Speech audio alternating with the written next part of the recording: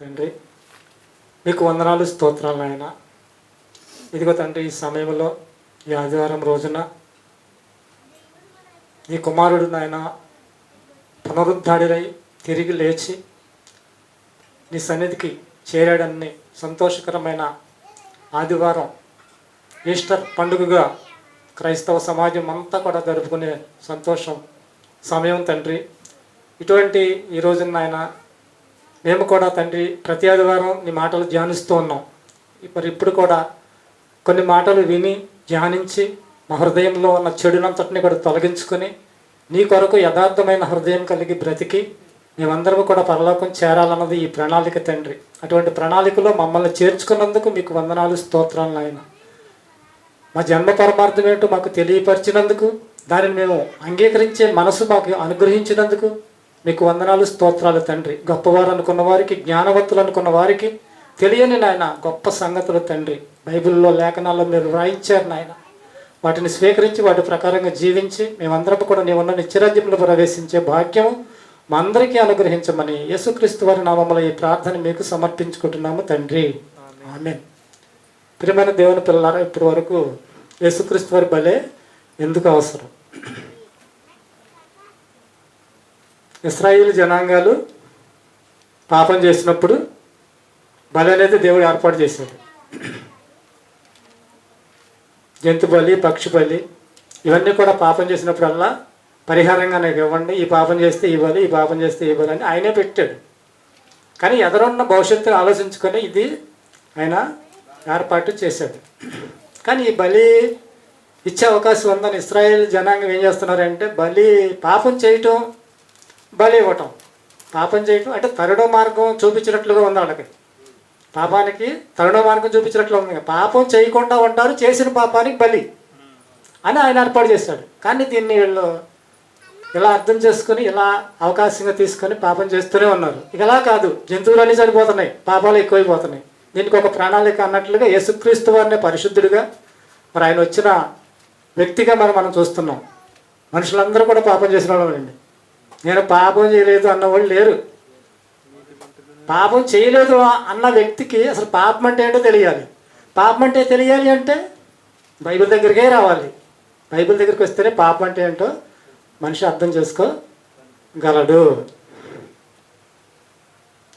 ఇక సిలువలో యేసు ప్రభు వారు 7 మాటలు మాట్లాడారు, 8 కూడాను మనం చెప్పుకున్నాం. మొదటి మాట ప్రార్థన, చివరి మాట ఆత్మ సమర్పణ, ఆత్మ అప్పగించుకోవటం. 6వ మాట చూద్దామండి. సమస్తమైనదని యేసు ఎరిగి లేఖనము నెరవేరినట్లు నేను దప్పికొనుచున్నాను. అంటే ఇక్కడ ఆయన దప్పికొనుచున్న ఆ దాహం ఏంటి అంటే ఆయన ఎందు నిమిత్తమై ఈ భూమి మీదకి వచ్చాడు? ఆత్మను రక్షించటానికి. ఆయన పొందిన హింసంతా కూడా మనుషులందరూ కూడా రక్షించటానికి. ఆ ఆత్మదాహం ఇంకా ఆయన వ్యక్తపరుస్తూనే ఉన్నాడు. అంటే ఆత్మదాహం ఇంకా తీరలేదు అన్నట్లుగా యేసుక్రీస్తు వారు మాట్లాడారు. మనుషులందరూ కూడా రక్షించబడాలి, అది ఆయన దాహం. మనుషులందరూ కూడా ఈ భూమి మీద రక్షించబడాలి అన్నది యేసుక్రీస్తు వారి దాహం. కానీ మనిషి ఈ భూమి మీద ఏ దాహంతో బతుకుతున్నాడు? మనుషులందరూ కూడా దేవుని దాహం తీర్చేవారిలాగా ఎవరు ఆలోచించట్లేదు, ఎవరు బ్రతకట్లేదండి. పదవీ దాహంతో కొంతమంది బ్రతుకుతున్నారండి. పదవి సంపాదించాలి, ఎంతకాలమైనా సరే నేను పదవి సంపాదించాలి, ఇదొక దాహం. ధనం సంపాదించాలి, తినాలి, తిరగాలి, సంతోషించాలి, ఎంజాయ్ చేయాలి, ఇదొక రకమైన దాహం. కొంతమంది పేరు సంపాదించుకోవాలి, ఈ భూమి మీద మంచి పేరు సంపాదించుకోవాలి, ఇది కూడా ఒక దాహమే. సృష్టించిన దేవుణ్ణి, సృష్టికర్తని పక్కన పెట్టి ఈ భూమి మీదకి మనం ఎందుకు వచ్చాము, దేవుడు ఎందుకు పంపించాడు, ఈ బ్రతికి ఎందుకు ఇచ్చాడు, ఇలా బ్రతికి చనిపోయి ఏం జరుగుతుందో తెలియని ప్రదేశానికి వెళ్ళిపోవటానికి కానీ మనిషిని ఈ భూమి మీదకి పంపించటం లేదు అని ఈ ఆలోచన ఎవరు కూడా చేయలేకపోతున్నారు. ఎంతోమంది భూమి మీద పేరు సంపాదించుకున్న వాళ్ళు ఉన్నారండి. పేరు సంపాదించుకున్న వాళ్ళు ఉన్నారు. 300 సినిమాలు తీయాలని టార్గెట్ పెట్టుకున్న వాళ్ళు ఉన్నారు. 100 పాటలు నేను పాడాలి, 100 పాటలు పాడాలి అన్నవాళ్ళు కూడా ఉన్నారు. ఏ పాటలైనా పర్వాలాగా యేసుక్రీస్తు పాట మాత్రమే పాడినాం.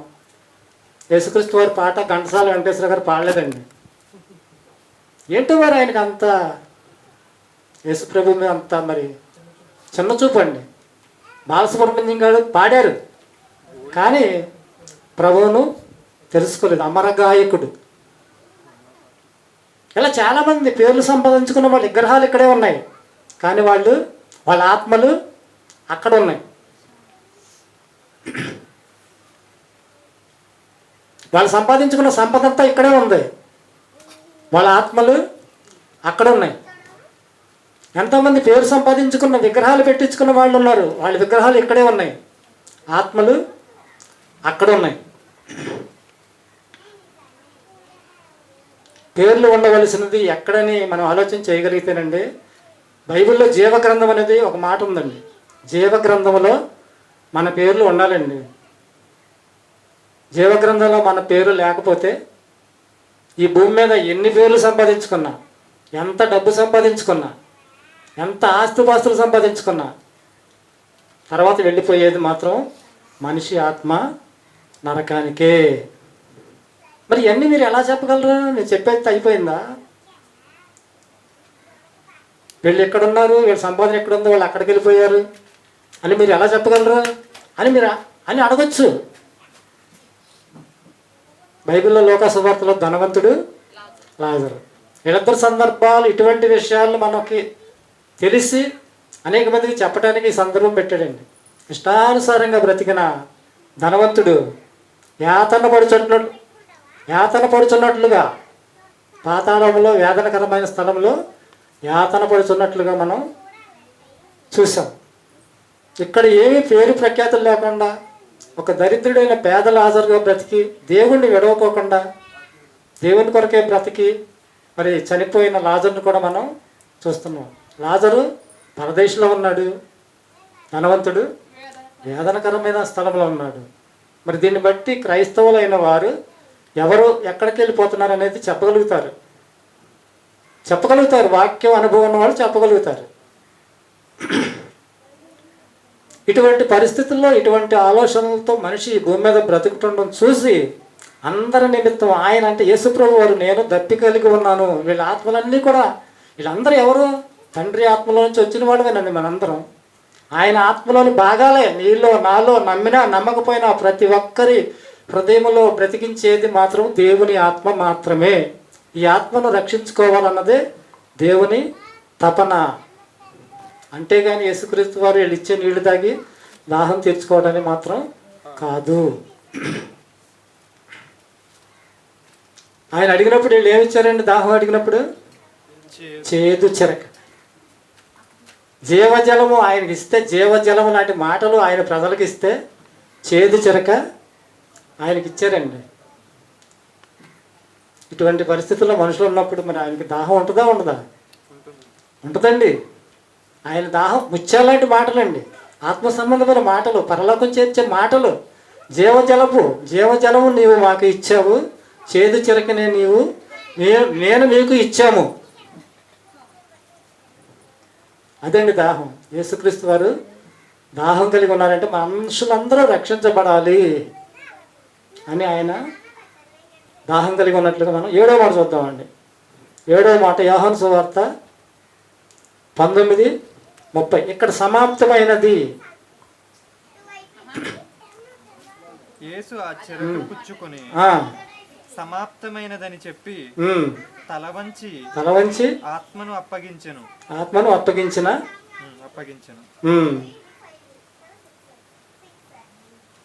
28. అటు తర్వాత సమస్తమును అప్పటికి సమాప్తమైనదని యేసు ఎరిగి లేఖనము నెరవేరినట్లు నేను దప్పికొనుచున్నాను. అది కాదమ్మా, సరే సమాప్తమైనది. 7వ మాట చూడు. ఇప్పుడు మన లెక్కల ప్రకారం 7వ మాట, 8 మాటల ప్రకారం 7వ మాట. యేసు ఆ చిరకపుచ్చుకొని సమాప్తమైనదని చెప్పి తల వంచి ఆత్మను అప్పగించెను. ఇది ఎన్నో మాట? 7వ మాట. ఏమిటి సమాప్తమైనది ఇక్కడ? యేసుక్రీస్తు వారు అన్నమాట సమాప్తమైనది అంటే లేఖనముల ప్రకారంగా యేసుక్రీస్తు వారు వచ్చాడు, నెరవేర్చాడు, ప్రాణం పెట్టాడు. ఆయన వచ్చిన పని, సువార్త పని, ఆయన అప్పగించిన పని, ఈయన ప్రాణం పెట్టే పని, ఇదంతా కూడా సమాప్తమైనది అని చెప్పాడండి ఆయన. చాలామంది, ఎక్కువ మంది మనుషులు భూమి మీద చాలామంది, మనం పుట్టాము, మనతో పాటు చాలామంది పుట్టారు, పెరిగారు, పిల్లల్ని కన్నారు, పెద్దవాళ్ళు చేశారు, మంచి చదువులు చదివించారు, వాళ్ళకి మంచి జాబులు, వాళ్ళకి పెళ్ళిళ్ళు, వాళ్ళ పిల్లలు, మనవాళ్ళు, మనవరాళ్ళు అందరినీ కూడా చూస్తున్నారు. వీళ్ళ కష్టంతో సంపాదించిందంతా కూడా వాళ్ళకి కూడబెట్టి, ఎవరికి అన్యాయం చేయకోకుండా, ఎవరికి ఇవ్వవలసిన ఆస్తుపాస్తులు అన్నీ కూడా కరెక్ట్గా ఇచ్చేస్తున్నారు. ఇచ్చేసేసిన తర్వాత చివరికి చనిపోయే ముందు వచ్చిన పని సమాప్తమైనది అనుకుని చనిపోతున్నారు. ఏమండి, భూమి మీదకు వచ్చి పెళ్ళిళ్ళు చేసుకొని పిల్లల్ని కానీ వాళ్ళని చదివించి వాళ్ళు మళ్ళీ పొజిషన్లో చూసి వాళ్ళకి ఇవ్వాల్సినవి ఇచ్చి మనవాళ్ళని, మనవరాళ్ళని, ముద్దు మనవాళ్ళని కూడా చూసి సమాప్తమైనదని మనిషి అనుకుంటున్నాడు.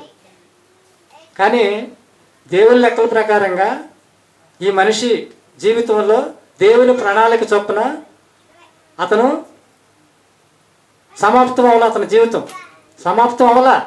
ఎందుకనంటే దేవుడు ఎవరో తెలియకోకుండానే ఇవన్నీ ఎదిగిస్తున్నాడు మనిషి, ఇవన్నీ కూడా జరిగించుకుంటున్నాడు. వచ్చిన పని అయిపోయింది అంటున్నారు చాలామంది. అంటే దేవుని తెలుసుకోకుండానే ఒక పరలోకం ఉంది, పరలోకం నుంచి మనం వచ్చాము, ఈ భూమి మీద బతుకు దేవుడు ఇచ్చాడు, ఇక్కడ చనిపోయిన తర్వాత ఒక భయంకరమైన లోకం ఉంది. దేవుడు నమ్ముకుంటే ఆ భయంకరమైన లోకానికి వెళ్లకుండా పరలోకం, పరదేశికి వెళ్ళే అవకాశం ఉన్నదని తెలుసుకోకుండా చనిపోతున్నాడు, సమాప్తమైంది అనుకుంటున్నాడు. వచ్చిన పని మాత్రం సమాప్తం అవ్వలేదండి. ఆయన పని సమాప్తం చేసుకున్నాడు. కానీ మనుషులందరూ ఆడపనుల్లో ఉండి ముగించుకొని మంచి బ్రతుకు బతికా, మంచి జీవితం జీవించాడు అనుకుంటూ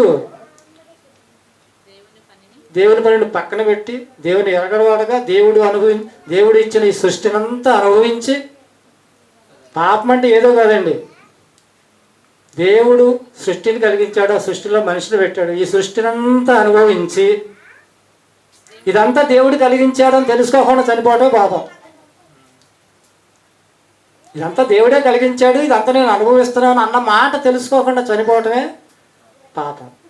అలా మనుషులు సమాప్తమైందని జీవితాలు ముగించేసుకుంటున్నారు. కానీ వచ్చిన పని అది కాదు. దేవుని కొరకు బ్రతికి ఈ భూమి మీద పిల్లల్ని కనొద్దని చెప్పట్లేదు, పెళ్లి చేసుకోవద్దని చెప్పట్లేదు, ఆస్తులు కూడబెట్టి ఇవ్వద్దని చెప్పట్లేదు. నీ ఆత్మను మాత్రం దేవుడికి అప్పగించుకునే పని చేసావా?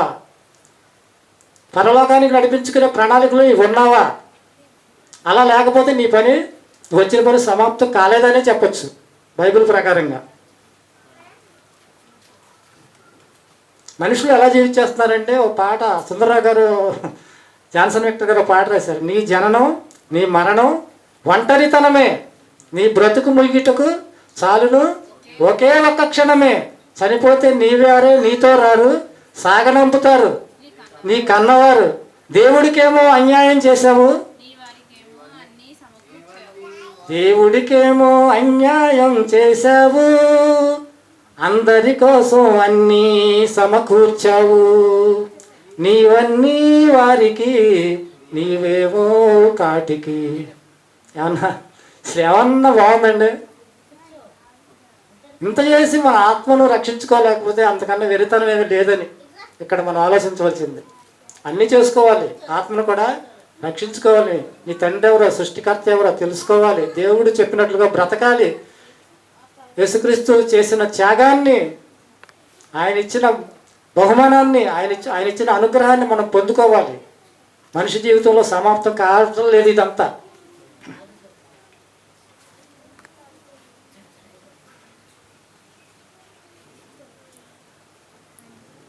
యేసుక్రీస్తు వారు ఆయన అప్పగించిన పనిని సమాప్తము చేశారు. 8వ మాట, లోకాసువార్త 23:46 ఆత్మను అప్పగించను ఉండడం చూడండి, చాలేదు. ఆత్మను అప్పగించుకున్నాడు. యేసుక్రీస్తు వారు తండ్రికి ఆత్మను అప్పగించుకున్నాడు. ఈ ఆత్మ ఎక్కడది? మనందరిలో ఉన్న ఆత్మ తండ్రిది. ఈ ఆత్మను దేవుడి కొరకు బ్రతికి, ఆయన పరిశుద్ధుడు కాబట్టి మనం కూడా పరిశుద్ధులుగా బ్రతికి ఈ పరిశుద్ధమైన ఆత్మను దేవునికి అప్పగించుకోవాల్సిన బాధ్యత ఉంది మనకి. ఎటువంటి పరిస్థితుల్లో అయినా అన్యుల కంటే తెలియదు. మనం క్రైస్తవులం. మరి ఎంతోమంది భక్తుల జీవితాలు మనం చూసాం. వాళ్ళు ఎన్నో శ్రమలు పడ్డారు, వేదనలు పడ్డారు. మనం బాప్తిజం తీసుకున్నాం అంటే యేసు ప్రభువులోకి వచ్చాం. ఆ భక్తుల జీవితాలను మనం మాదిరిగా పెట్టుకొని కష్టం వచ్చినా దుఃఖం వచ్చినా ఎటువంటి పరిస్థితుల్లో కూడా దేవుణ్ణి వెడబాయకుండా నిలబడి ఆయన కొరకు బ్రతికి అనేక మందికి సువార్త ప్రకటించి మనం కూడా ఆత్మను దేవుడికి అప్పగించుకోవాలండి. ఇదొక బాధ్యత. యేసుక్రీస్తు వారు చనిపోయి తిరిగి లేచి వెళ్తా చెప్పిన ఒక బాధ్యత. అలా బ్రతకలేకపోతే ఆత్మను నరకానికి అప్పగించుకున్నట్లు అయిపోతాం. అక్కడ ఏముంటుంది నరకంలో? టీవీలో అప్పుడప్పుడు మనం చూపిస్తున్నారు కోటేశ్వర గారు. ఏడుపు ఉంటుందంట, పండ్లు కొరుకునంట. పండ్లు కొరుకుతూ అంటే పళ్ళు తినడం కాదు, అక్కడ పండ్లు కొరికేస్తుంటాడు. బాధ, వేదన, ఏమి చేయలేని పరిస్థితి. అటువంటి పరిస్థితుల్లోకి మనం వెళ్లకుండా ఉండాలి అంటే ఆత్మను ఇచ్చిన తండ్రిని తెలుసుకొని ఆయన కొరకు బ్రతికి ఈ ఆత్మను ఆయనకి పరిశుద్ధులుగా వచ్చాము, తిరిగి ఈ మలినాన్ని ఇక్కడే కడుక్కొని యేసురక్తంతో మళ్ళీ పరిశుద్ధులుగా మారి చనిపోయే ముందు ఈ ఆత్మను దేవుడికి మనం అప్పగించుకోవాలి. ప్రియమైన దేవుని పిల్లలారా, ఈ లోకంలో దేవుని పని కూడా జరుగుతుంది, దెయ్యం పని కూడా జరుగుతుంది. అవునా కదా? కైకులు ఆకివీడి దగ్గర అంటండి, అక్కడ చాలామంది చర్చిలు మామూలుగా క్రైస్తవులు ఉన్నారంట. ఒక ఎమ్మెల్యే వచ్చి ఇక్కడ రామాలయం కట్టాలంటున్నాడంట. అది పెద్ద గొడవ జరుగుతుంది ఇప్పుడు. ఇక్కడ రామాలయం కడుతుందంటే ఇక్కడ మంత్రాలు యంత్రాలు ఇవన్నీ ఉంటాయి, పెద్ద ఆటంకంగా ఉంటుందని వీళ్ళు అంటున్నారు అక్కడ. అలాగే ఎమ్మెల్యే ఏం జరుగుద్దో. చాలామంది క్రైస్తవులు, గొప్ప గొప్ప పండితులు వీళ్ళు కూడా మాట్లాడుతున్నారు. చట్టం అనేది ఇప్పుడు అందరికీ తెలిసిపోయింది. వీళ్ళకి హక్కులు ఉన్నాయి, మనకు హక్కులు ఉన్నాయి, వాళ్ళకి హక్కులు ఉన్నాయి. మొన్న పెద్ద సతంగం జరిగింది మన ఊళ్ళో. ఎవరైనా మనం ఇదేంటి సౌండ్ ఏంటి గోల ఏంటి అన్నామా? అనగలిగామా? మనం అనం. ఇక్కడ రిజిస్ట్రేషన్ జరగకుండా ఎటువంటి పర్మిషన్ లేకుండా కొన్ని జరుగుతున్నాయి, కొన్ని ప్రార్థనా మందిరాలు కట్టేశారని చెప్తున్నాడు అక్కడ. ఒక ఆయన అంటున్నాడు, ఈయన మన క్రైస్తవుల ఒక ఆయన, ఎక్కడెక్కడో దేవాలయాలు కడుతున్నారు, ఆ గుళ్ళు కడుతున్నారు, ఈ గుళ్ళు కడుతున్నారు, ఇవన్నీ కడుతున్నారు, వీళ్ళందరికీ పర్మిషన్ ఉందా అని ఆయన చెప్తున్నాడు. తెచ్చుకోవాలి, కరెక్టే. ఇప్పుడు మన ఆయన కోటేశ్వర గారు జాగ్రత్త పడ్డాడు, కరెక్టే. కానీ ఇటువంటి పరిస్థితులు భవిష్యత్తులో వస్తాయా రావా అనేది ఖచ్చితంగా మనం చెప్పలేదు. ఖచ్చితంగా వస్తే రావచ్చు. అటువంటి పరిస్థితుల్లో కూడా మనం నిలబడాలి అంటే అన్నీ జాగ్రత్తగా పకడ్బందీగా మనం చేసుకోవాలి. దేవుని పని జరుగుతుంది, దెయ్యం పని కూడా జరుగుతుందండి. దేవుడు కనపడదు, దెయ్యం కనపడదు. ఏంటంటే దేవుడు పరిశుద్ధాత్ముడు, దేవుడు, దెయ్యం దురాత్మ. ఈ రెండు పనులు ఎలా జరుగుతున్నాయి? అది మనుషుల వల్లే జరుగుతుంది, ఇది మనుషుల వల్లే జరుగుతుంది. ఇక్కడ మనం బాగా గ్రహించాలి. దేవుడి పని చేసేవారు మనుషులే, దెయ్యం పని జరిగించేవాళ్ళు కూడా మనుషులే. కాబట్టి ఈ విషయాలన్నీ కూడా ఈ లోతుల్లోకి వెళ్ళి తెలుసుకొని మనం నిలబడాలి అంటే ఇటువంటి విషయాలన్నీ మనకు తెలియాలండి. కరుణామయుడు, దయామయుడు, ప్రేమమయుడుగా వచ్చాడు, ప్రాణం పెట్టాడు. దేవుడు అప్పగించిన పని సమస్తం సంపూర్తి చేశాడు. ఆయన ఎవరు అప్పగించలేరు, చంపలేరు. ఇందాక చెప్పాడు కదా కృష్ణ, ఆయన ప్రణాళిక అది, దేవుని ప్రణాళిక చెప్పున. అలాగని ఇస్కరియోతు ఏదో మీద నేరం ఆపకుండా లేదు. ఈయన ఎందుకు దూరాడు? అందులో ఇతను తెచ్చుకున్నాడు. దేవుడి ప్రణాళిక జరగాలి. ఇస్కరియోతు ఏలు పెట్టకుండా ఉంటే బాగానే ఉండేదేమో, కానీ అలా జరిగింది. ఆయన జీవితం అలా నరకానికి వెళ్ళిపోయాడు. ఈ క్రైస్తవులకున్న ప్రేమతత్వము, యేసుప్రభుకున్న మనస్తత్వము, ప్రేమ, ఇవన్నీ కూడా రెండో రాకల్లో కరుణామయుడిగా వచ్చిన యేసుక్రీస్తు కఠినుడిగా మారిపోతాడండి. కఠినుడిగా మారిపోతాడు. అప్పుడు జాలి, దయ, దాక్షిణ్యాలు ఏమి ఉండవు. ఈ జీవితం మనిషికి ఇచ్చిందే ఆయన తెలుసుకుని ఆయన కోసం బతకటానికి.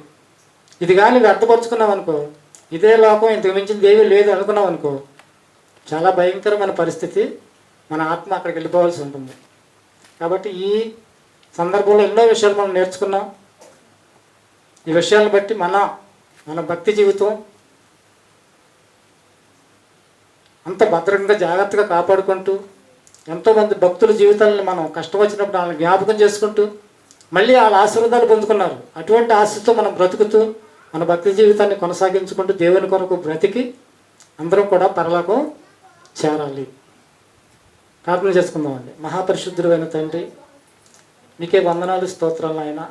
ఇప్పటి వరకు నా తండ్రి మరి నీ కొరకు నాయన మరి దేవుడు ఎన్నో నాయన ప్రణాళికలు కలిగి ఈ భూమి మీదకి పంపించినప్పుడు సమస్తాన్ని నాయన నువ్వు పూజ తప్పకుండా సమస్తాన్ని నెరవేర్చి భూమి మీద మాకు రక్షణ ప్రసాదించి ఆయన తండ్రి కుడిపార్శ్వమున నువ్వు కూర్చున్నట్లుగా ఈరోజు పునరుద్ధానముగా పునరుద్ధానుడు అయిన ఆయన పరలోకములకు నువ్వు చేరినట్లుగా అనేక సందర్భాల్లో మళ్ళీ శిష్యులకు కనిపించినట్లుగా అనేక మాటలు చెప్పినట్లుగా వాళ్ళ ద్వారా మళ్ళీ సువార్త మళ్ళీ భూమి మీద నిలబడింది తండ్రి. అప్పటి నుంచి కొనసాగుతున్న ఈ సువార్తలు ఈ రోజున మరి మేమందరం కూడా నిన్ను తెలుసుకునే భాగ్యం వచ్చింది నాయన. నీ కొరకు మేమందరం బ్రతకాలి, బ్రతికి పరలోకం చేరాలి. అటువంటి భాగ్యం అందరికీ అనుగ్రహించమని యేసుక్రీస్తు వారి నామంలో ఈ ప్రార్థన మనవులు మీకు సమర్పించుకుంటున్నాము తండ్రి. ఆమేన్.